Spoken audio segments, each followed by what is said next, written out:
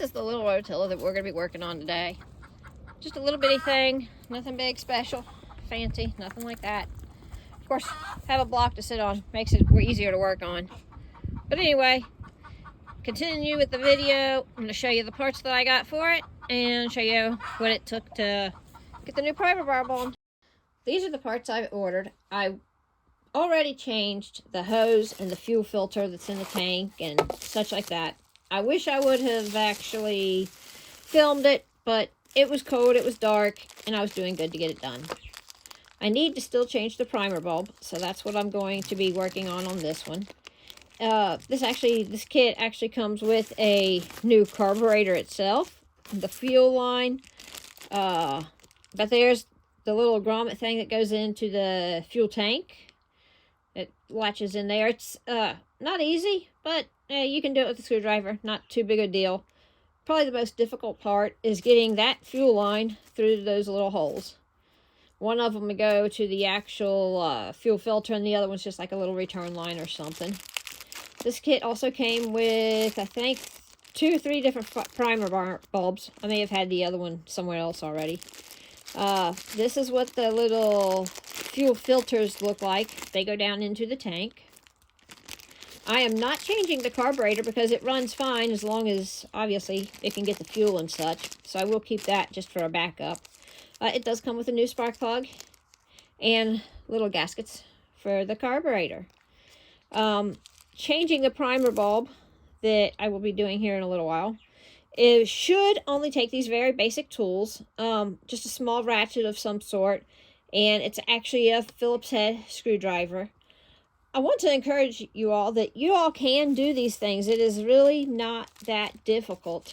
Time, patience, you know, don't be afraid. I mean, a lot of people in such a throwaway society today just have a tendency, oh, well, theirs broke down, I just got to throw it away, I can't use it anymore, or whatever. But this whole kit was only like $13, $14, maybe $16 on Amazon. I'm sure you can find it other places like eBay or directly from the factory or whatever if you wish not to do the Amazon thing. But like I said, you can do it. It is not difficult. I apologize for not showing you all how to replace the line in the fuel filter, but it's very simple. That line in the fuel filter actually was not even a, no screws, nothing like that even involved. So now the biggest thing after I change this primer bulb will be just to simply not lose the rest of the parts and be able to find them when I need them. So without further ado, let's get to work. Okay, this is the little bitty rototiller that I've been working on. You can see that it's just a real small one. But you see there, I've got the new lines on it. And I'm kind of wondering if that's going to be an issue because they might be in the way for replacing that primer bulb that's down there. But you can see, let me see if I can zoom in. Literally there are only 4 screws. So let me get this here on a camera stand and see what kind of damage we can do.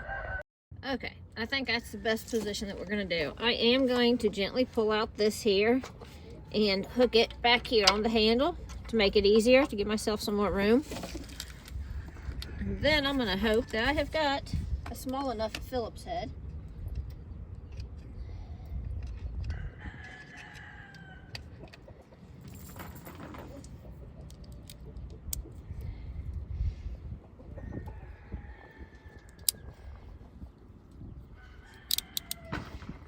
Let's see, I've never used this one here before, and that's gonna be too small, maybe? Can I do it? Can I not? I can go the other way. It's a tight fit in there. See if I can do it without stripping it out. Not sure. So let me see. Doesn't seem to be terribly tight. Okay, trying to keep my hands out of the way. Actually, I've got it broke loose.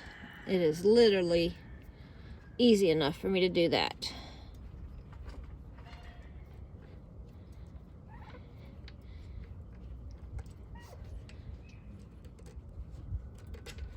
Ah, quite a long little thing there. Okay, have to get this, see if I can get the one down here.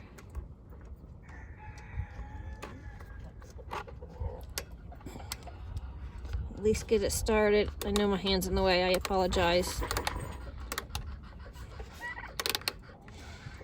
Let's see if I can get it the rest of the way.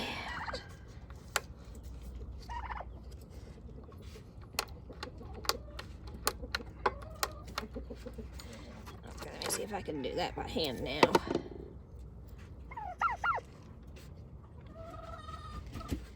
Oh yeah, these are not held on there very tightly at all.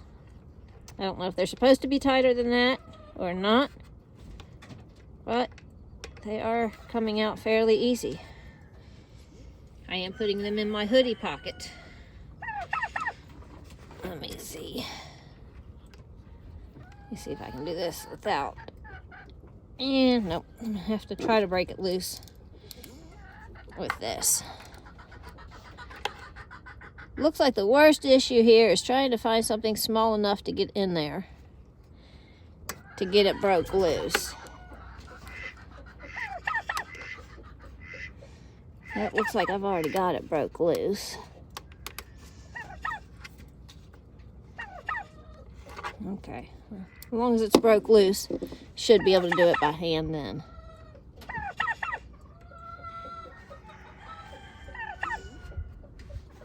Yep, that's all it takes. Just enough to break it loose. Trying to keep my hands out a little bit so that you can see what I'm doing. Small hands probably does help here. So, you know, ladies, don't be afraid to tackle projects like this. Small hands can come in handy. Got one more left to do here.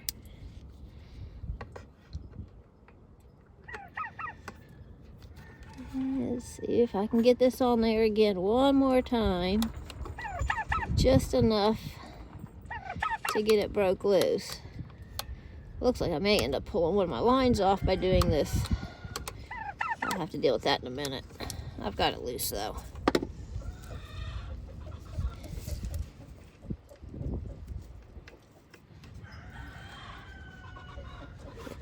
I don't know if you can see that it is honestly that easy to turn. And it is off for the most part.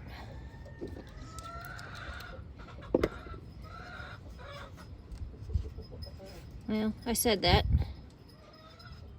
but looks like I need to go ahead and give it a few more little twists on this.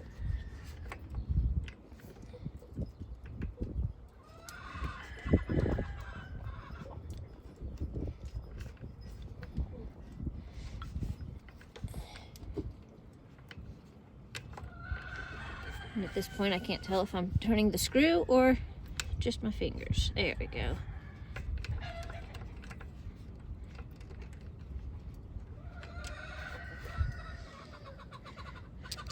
So,